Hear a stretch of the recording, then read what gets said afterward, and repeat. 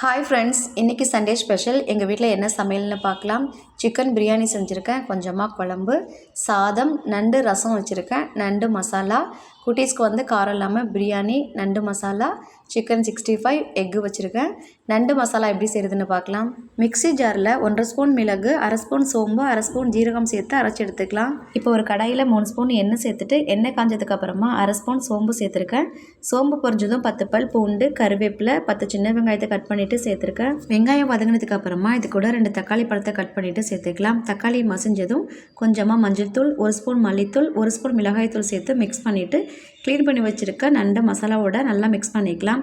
இப்போ தேவையான அளவு உப்பும் தண்ணியும் சேர்த்து மூடி வச்சுட்டு இப்போ மீடியம் ஃப்ளேமில் 10 நிமிஷம் அப்படியே இருக்கட்டும். இப்போ எண்ணெய் பிரிஞ்சு வந்ததுக்கப்புறமா மிக்சியில் அரைச்சி வச்சுருந்த மிளகு, சோம்பு, ஜீரகம் அந்த பொடியை இது கூட சேர்த்துக்கலாம். இப்போ இன்னொரு 5 நிமிஷம் மட்டும் வேகட்டும்.